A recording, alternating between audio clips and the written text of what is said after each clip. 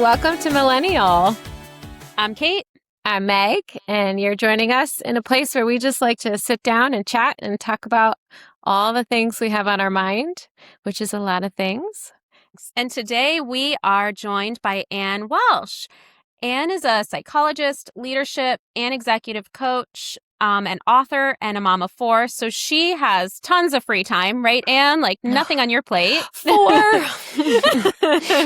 She has spent her career studying what happens to women's ambition. Cannot wait to unpack that word with you.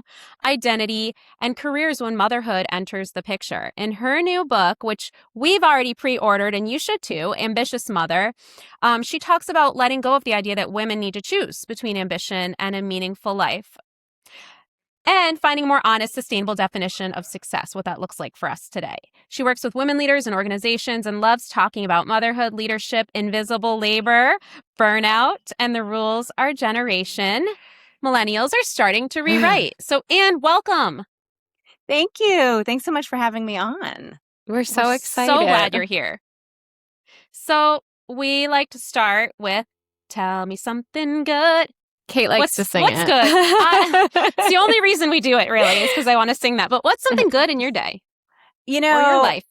I'm going to share the obvious one. Not sure when listeners will hear this, but the book is coming out August 6th. So this is like 3 years of work. Oh, wow. And on the one hand, it's like, this is an exciting finish line. And on the other hand, this is actually just like the starting jump of something.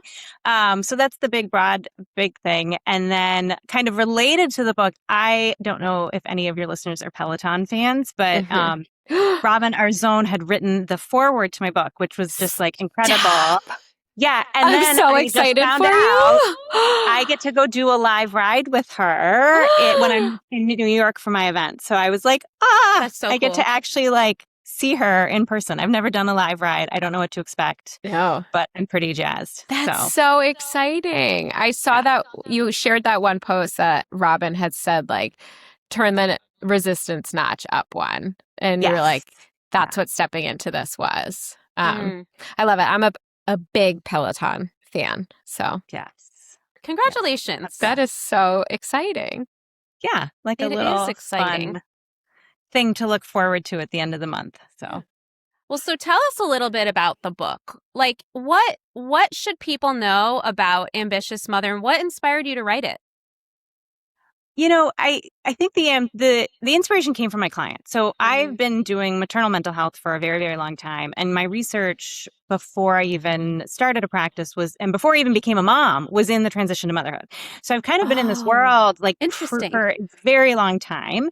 I started researching it because I was really interested in transition. So like, how do we go from one thing to another? And that was going to be my question. Like, how pre-motherhood did you find this calling you? Yeah. I mean, I always wanted to be a mom. I always knew I would be a mother in some capacity. I actually wasn't always sure I'd get married, but I knew I was going to have kids. I love children, was around them all the time. But from a research angle, it was really a bit of a lark. Like, I wanted to look at, again, like I said, transitions and like what separates people who do well from people who struggle in them. And the really obvious place to go do that research as a grad student is the transition to college, because you have a captive audience of undergrads who have to participate in your research. But the problem with that is there's been a lot of work done on it already. And my advisor was like, well, what if you looked at motherhood? Like, just kind of offhand comment. And so I did. Long story short, there was nothing in the psychology literature at the time, which is great for a researcher. Then there's a lot for me to question and wonder about. And I just found that there's so many participants, they had so much to say, and it was like stumbling upon this gold mine, and was really fascinating from a research perspective. Yeah. But I think the thing that really kind of made it hit home was then, having studied it, I became a mom myself, and I was still totally floored by the transition. Like, I knew what to expect kind of academically, but knowing it and actually doing it are two very different things. I imagine, like a lot of listeners, I had grown up with a working mom, had been kind of shown this example of what having it all looks like. My mom was a doctor. She had 4 kids. It kind of didn't look that hard from the outside. And so I was expected I'd sail into it and do kind of the same thing and not even remotely close to the same experience. So that's kind of the origin of my work. And then the book has come out of all of that clinical work, right? 15 years, 20 years of doing maternal mental health, executive coaching with women in leadership, and my own journey through this process of trying to make sense of work and motherhood in a world that tells us that they are opposing forces and that they rob each other. Yeah. And really my experience and that of what that I kind of help so many clients through is recognizing that in fact they're overlapping and that overlap is actually where all the richness and amazingness is, right? It's a Venn diagram and it's the circle part that kind of overlaps that is really the heart and the meat and the interesting stuff in our lives. That is amazing. Kate and I were talking about how like the Venn diagram or like the web, you described motherhood ambition as a web instead of a ladder. And I feel like that clicked for me just to like, because there isn't just one path. There are so many other ways to veer off. And it was just a really cool visual that I had never thought of until. Yeah. Well, and I do a lot of work with visuals because, again, and I put myself in this category, right? If you are a thinker, right? Like I can just overthink. Give me any topic and I will overthink it for you, right? And I think this is kind of part of being a millennial woman is we can overthink things, right? Then it's really hard to kind of get around that, and visuals do that, right? When you think of an image rather than the words, it's a different way for your brain to process. It's and more so expansive. It captures more of what you feel and perceive about the situation too. Exactly, right? It gets at the feeling, not just the words. Yeah. And the image of the web came to me, again, come from my children, right? We have one of these playgrounds with a big web on it and watching them play around on it. And that's where it came from, right? And I think what's so interesting about motherhood, really life in general, is that when we think of ambition as something that can go in every different direction, we also get a lot more permission to pivot often or regularly, right? Because what works for your family when you have a 2-year-old is different than what works for your family when you have a 6-year-old or they're in public school or they're doing 300 sports in middle school or there's a chronic illness that shows up or whatever it is. I've navigated all of those things as a parent. And everything has shifted and turned what I felt capable of and what I was interested in and what I wanted to pour my energy into. Yeah. And none of that meant that I was unambitious. And you're giving words and images to this experience that so many women have had. And it really is helping me. Like I feel like I'm on a journey of doing something that has felt counterculture to me, but it's strange because it is counterculture, like counter how work culture works right now, but it's not counterculture in terms of actually what women and particularly people in our generation are experiencing and feeling about their relationship with work and all the other parts of their life. So it's a weird time, but I mean, I've talked on this show and in other spaces about how I very ambitiously and with a lot of work and sacrifice pursued a big career goal. And then I reached that goal and felt suddenly like, oh, well, I've changed and this isn't what I want for my day and my life anymore. And in fact, I feel like I am sacrificing the parts that make me feel the most like inspired and whole. And so I had to make a big change in how I defined myself and what I thought success looked like and what I thought ambition felt like. And I realized like ambition can be quiet. It can be like a quiet knowing. It can be intuitive and not just a thought or something you can explain to someone else. But your book and the articles that you've recently written and all of your work is, I think, giving a really important voice to the fact that this is not black and white. Yeah. I mean, and I think that's the world I live in, maybe much to my kids' chagrin sometimes. I'm like, I literally can't, I'm like incapable of seeing something as black and white. It does not, my brain does not work that way. I'm always going to see it as super nuanced and see all the sides. And it's a superpower that can be a bit of a problem, right? If we want to analyze things all day, it can get you stuck. But I think there's a lot of value in being able to say, there are so many more ways of looking at this. And I went through a similar identity shift of, especially when I first stepped back and started my private practice, and it was very tiny. It was a couple hours a week. And I had guilt doing that, right? Leaving.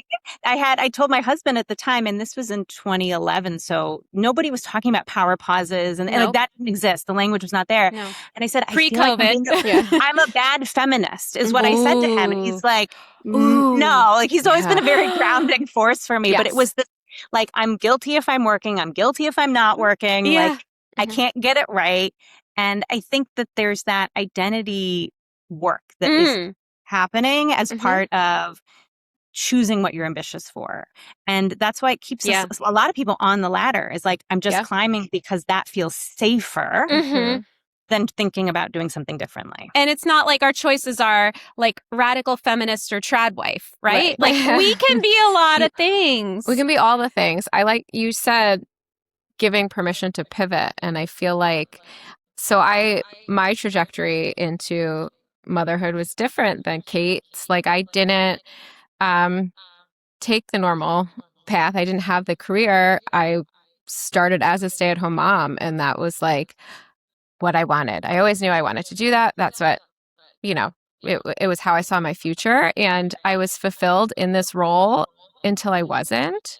And then it was like I kind of realized or discovered this ambition that I had that I was never giving myself permission to pivot to, right? Like my role is mom, and I'm very happy as that mom. And if I try and do something different, something hard or uncomfortable, like what will people say? And I was telling Kate that I really am trying to embody that, like, what other people think of you is none of your business. And I've had to like really focus in on that, trying new things and like putting myself out there more, like this podcast with Kate. Yeah. I mean, we've been friends for over 2 decades and have always had this little inkling, like, we should talk. Like, we should just talk and like invite others to talk, because there's so much that millennial women want to talk about that's not talked about.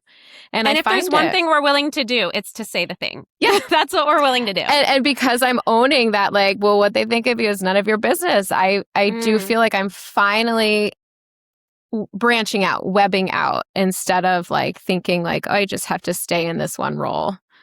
But Meg and Anne, both of you actually, what about, you mentioned the word guilt. And do you see this showing up a lot? Because guilt means not just that I'm struggling with what other people think. It means I'm struggling with what I think of me. That I've been my worst critic. No one is coming up to me saying, how could you leave this career path? Or why are you choosing to stay home with your kids? Or why are you spending time working when you could be with them 24/7? No one's questioning me but me. Yeah. Why have I internalized all of these shoulds? Well, I mean, I think it's easy advice to say, just don't care what other people think. And like, we're humans, so we're literally programmed to care what other people think, right? We're a social species. It is not safe to be rejected by your tribe. Like we need people. So like there is a kind of evolutionary piece to caring. But I think to get at the guilt piece is really important, because like I have had people say things like that to me, right? Who have criticized me for working, and who have said that is like bad for my kids, and how dare you let other people raise their kids. But I've also had clients who have heard bad things about choosing to stay at home, right? And that you're wasting your intelligence, or what are you doing all day? I mean, we get it from both sides. You can't actually get it right. And I think that's a really important part to acknowledge, like that the guilt is often coming because there are these voices in the world criticizing you. I mean, you become a mother and all of a sudden your body and your whole self is public fodder. And there is always going to be someone on the internet, at least, telling you that you are very loudly that you are doing something wrong and harmful. So there is that external piece. And part of grappling with guilt is separating, is it guilt or am I being shamed externally? Yeah.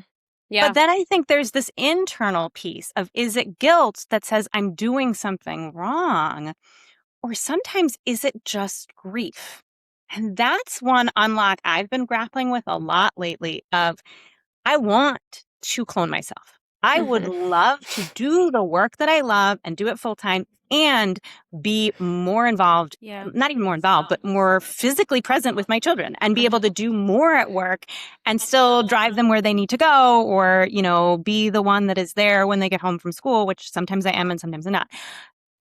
I'm not making a bad choice, but I do wish I was in two places at once. And that's not guilt, right? That's actually just grief. And when we name the grief piece, we don't have that kind of secondary layer of shame that goes along with it. We don't judge grief as much. Exactly. Like, of course we want to be in two places at once. That makes sense. That's hard. That's kind of normal feeling to come up in life. Yeah. Yeah. I grieve the path that I wish I wanted. I wish I wanted to like follow an easy path and play by all the rules, and that like I wish I didn't feel rules, so compelled. Though, Right. Who's putting those rules? I know. Yeah. I wish I didn't society. question everything. Yeah. Because it's tiring, but I do because I feel like I'm on a quest to live the most fulfilling and authentic version of this one wild and precious life that I have. And that means you have to ask questions all the time and like listen to your gut. Yeah. There's a lot of tolerating the discomfort of not having other people not approve of you. Yeah. Right. I think as a whole, maybe that's more what I was what other people think of you. It's tolerating that discomfort, because I do care. Yeah. I care too much. I overthink, as we all do, the female millennial. And that's hard. I think we are socialized, or not even I know we are socialized to be people pleasers, right? We are socialized to put everybody, I mean, I always joke, like I was the pleasure to have in class, right? And I'm sure a lot of people were, because I knew what was expected of me. I knew how to do it. You know, occasionally I'd get in trouble for talking too much. Like if I was going to get in trouble for something, it was always that. But otherwise, that was always the feedback, because I played by the rules. And part of being your authentic self, to your point, and embracing that is not necessarily playing by the rules. And setting boundaries and having people not approve of that. And not understand them. Yeah, I guess then as you were saying that, I realized the reason that I've grieved or felt discomfort at not wanting to follow what I think is like any path really, like, is the fact that it can be lonely being authentic. I think I've been lonely. I've been really confident ultimately in the decisions that I've made, and deeply fulfilled by the life I've made for myself and that my husband and I have made with our kids. And it's been lonely at times when there aren't other people who can relate to the composition of your day. Yes. Yeah. And I found that a lot when my kids were younger. And it was pre-COVID. I remember my oldest started kindergarten. And again, he was born in 2009. So, I am very much an elder millennial. I was right on the cusp. I was born in 81. I could be a Gen Xer. I could be a millennial. And my oldest kid, is kind of that generationally. Yeah. And I was the only mom at pickup, but that was not an at-home mom. Like I didn't fit in any boxes because he wasn't going to after school. I wasn't meeting the other working parents, but I also wasn't free for play dates with the little kids during the day because I was at work and always running at the last minute before the school day ended. And I didn't find anybody who could relate to doing the both and, or doing the entrepreneurial thing. And now actually that's been one of the gifts of the internet and connecting with folks on LinkedIn, and is that there are more and more of us trying to kind of paint these careers for ourselves. But I think especially when you're first doing it, it can feel incredibly lonely to not someone doing it with you. I used to say it was like the darkest time of my life because it was me with the littles and I had all these questions and no one to lean on. And that's kind of how Kate and we got stronger and stronger, because I had kids before her and it was like being that person. And I've said to Meg that she held my hand and walked me right into motherhood.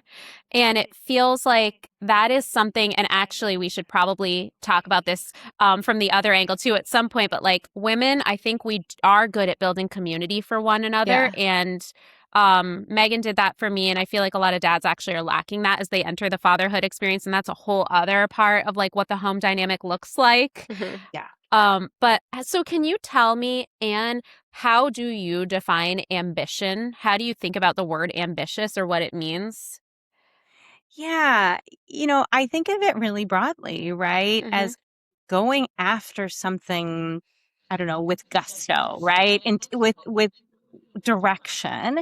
But I think there is a piece of it as like choosing, it's intentional.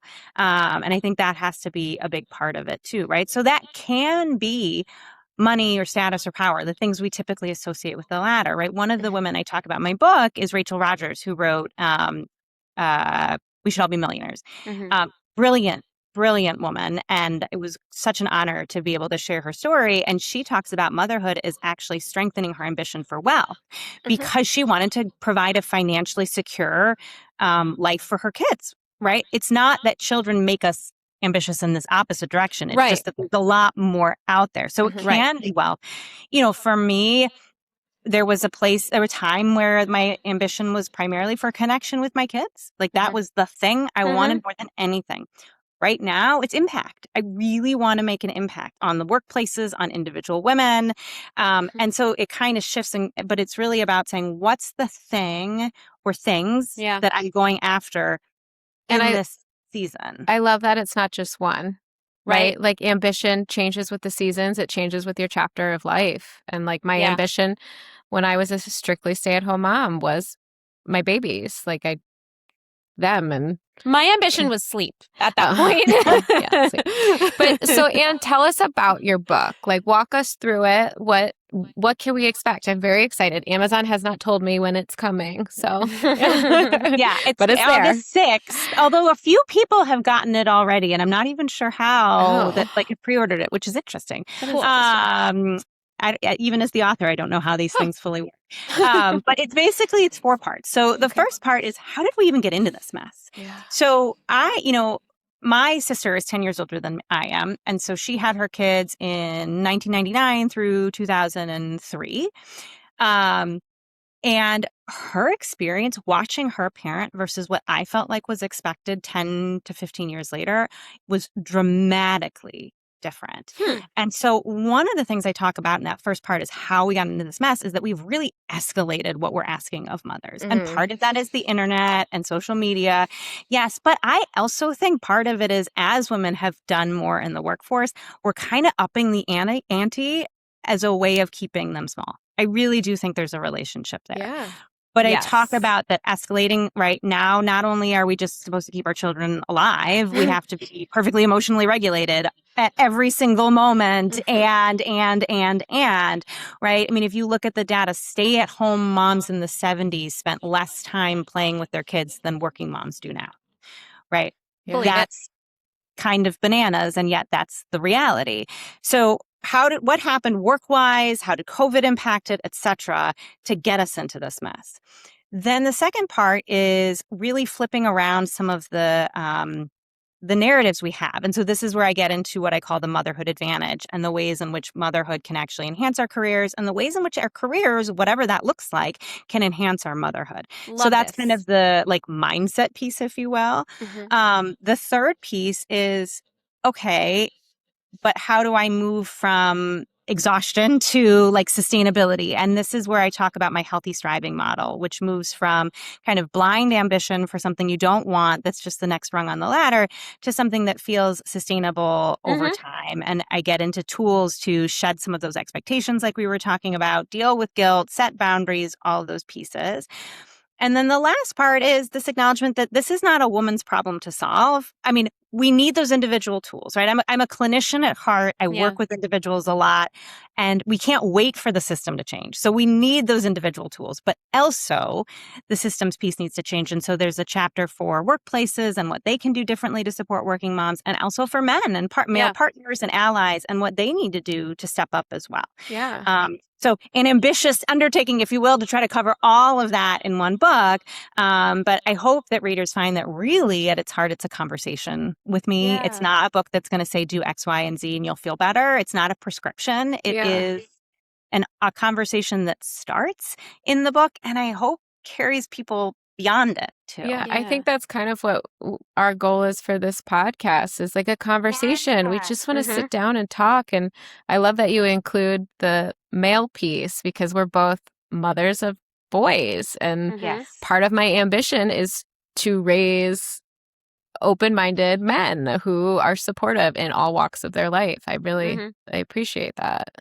And I like that you're also getting at how, or the way I'm perceiving it is that you're looking at how can the different parts of our life reinforce and strengthen one another rather than like drain our batteries in different ways. And I think that's been my goal for myself, is how to find components of my life that create the best balance I can for that moment, that season, and also not be so attached to it that I won't let it change when it needs to change. And that's the hard part. And to come back to, in the very beginning, you said you were most curious about transitions. And when you said that, I immediately thought of birth. So between us, we've all had 10 babies between the three of us. And, you know, transition is the most challenging moment, like in labor and in birth. And it's interesting because it's like awful, but it's also when you're on the cusp of something amazing.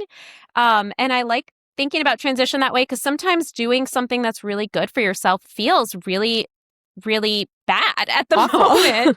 Really awful. Yeah. And I just love the way that you're thinking about all of this. And also the thing about how raising the bar for women also is keeping us small, or keeping us limited, feeling limited. I mean, so true. And I just wonder then, you know, why do we accept all of these things being placed on us? And how do we be in conversation with one another to find better ways and ask the questions like, wait a minute, you're feeling that way, I'm feeling that way. Is this larger than just us? Why do we structure our lives and our society and like place expectations on one another? I like that you're doing that. Yeah. Well, and I think with parenting in particular, we all care so much. The stakes feel so impossibly high because we love our kids, right? Like that's at the heart of it. Why do we listen to all this stuff? Because we really want our kids to just have a good life. And if someone tells me I need to stand on my head 12 hours a day to do it, I'm going to do it because I love my kids that much, right? The problem is we're like inundated with so much information. We don't have time to filter out what's actually mattering and what's not. And everyone on the internet has a very strong opinion. Oh, yeah. It's funny. I see this play out in a really specific way, especially with older kids, both with kids' sports, which I know you guys talked about in your last episode. And also my oldest is going through the college process. And as much as we try to keep a level head at home about it, he's getting it at school too, right? Of like just... This will be a whole other episode. You can spend an astronomical amount of money on helping your kid with the college process, but it really is a transition where he has to do this hard stuff and write these essays, etc. And I've got to trust that he's going to come out on the other side at a school that's a good fit for him. And that's all we need. But again, there's this temptation to say, oh, should I be spending this money? Should we be doing this? Should we? Because everybody else is. It's hard to be the one that says, I'm going to pull back. Well, and that's okay. Society has set us up for failure because it makes you think that if you're not keeping up, if you're not doing what the Joneses are doing, or you're not spending the money in all of these things, college or sports or art or theater, it's like you're going to fall behind. I'm going to have to call you when we get to college stuff. And can you be my person who holds my hand and walks me through? Because my oldest is starting high school. So I'm like, which I still can't believe. But we're making it normal. Every conversation we have, we're also making new things. We're co-creating new norms. And so we can question that and say, hang on a minute, we don't think that's right. Or we think this is a better way to do things.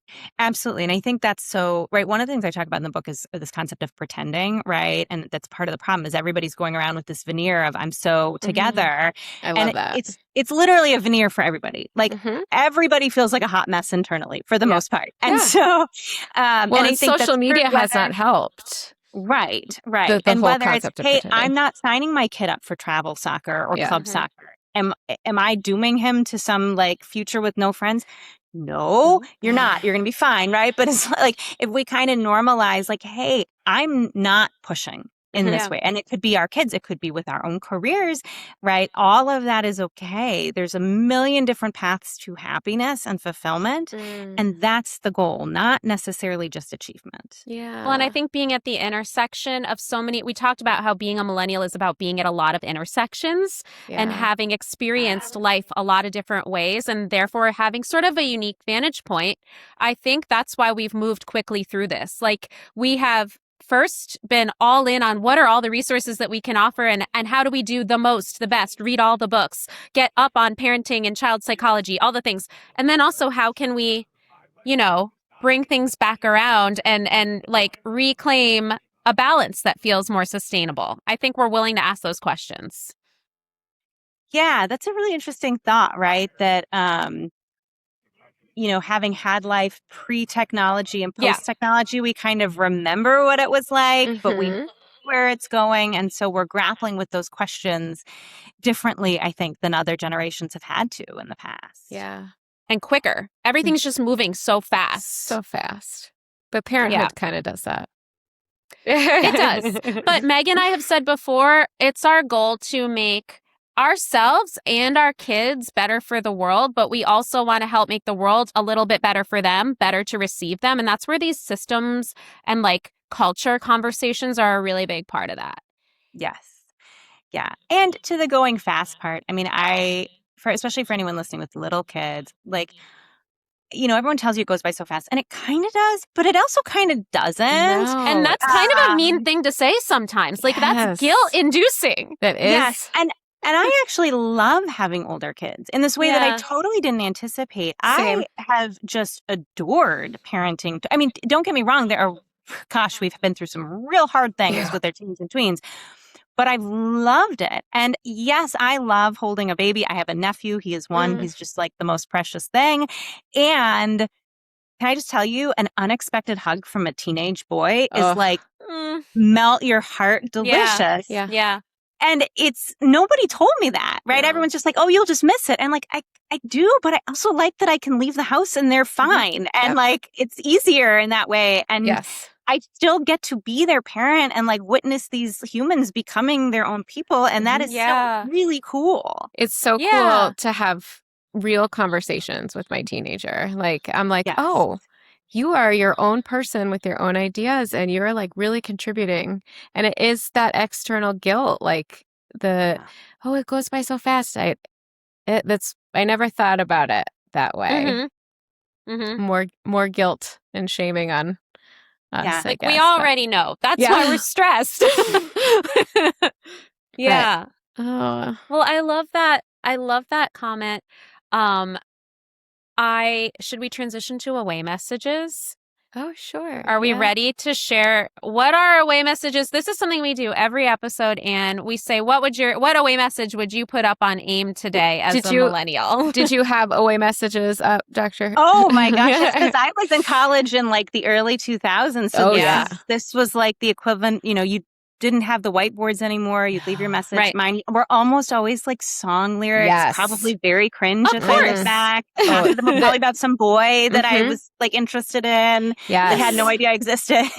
But you were hoping you would hear that door open that he signed online, right? Like, can I let him know something from my away message that was probably just completely missed by him and everybody else? No clue. Yeah. Well, who's got one ready? Let's see. Well, I teach fitness, and I actually just came from a class, and in my class, I played Sia, and I was like, oh, this one will hit. It's I've got thick skin and an elastic heart, and I was like, ooh, yeah. Feel that. I feel it. Even though I do not have thick skin. I am because I'm an overthinker, right? You say something, I'm like, oh. But I do have, I do think my heart stretches, and I try to pour love into everybody. So that's mine. Yeah. Love it. What about you, I don't have any song lyrics. I feel like my kids make fun of me because I don't listen to pop music anymore. Okay. And they're always like, have you heard of X person? I'm like, no, sorry, I'm old and uncool. But I'm thinking something around along the lines of like, BRB, I am, fixing the world while dropping off forgotten stuff. Yes. Oh, that's a good one. Oh, the forgotten gear. BRB, pre-order my book. Yeah, BRB. That too. Click below. Yeah.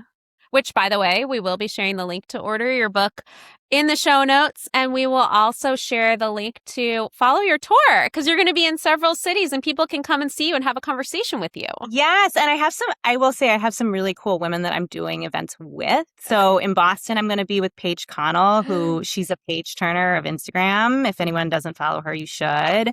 In Philly, I'm going to be with Lauren Smith Brody. And I've got a whole bunch of people in San Francisco with me. So there's a lot of good events coming up. If people want to come hang with me in person and get to have more of these conversations. Like all of them are conversations. It's not me reading the book at you. And it's what we need. Just in community. Exactly. Building community, talking. Okay, I know now. I've been actually stalling this whole time while I thought about my OA message. Okay.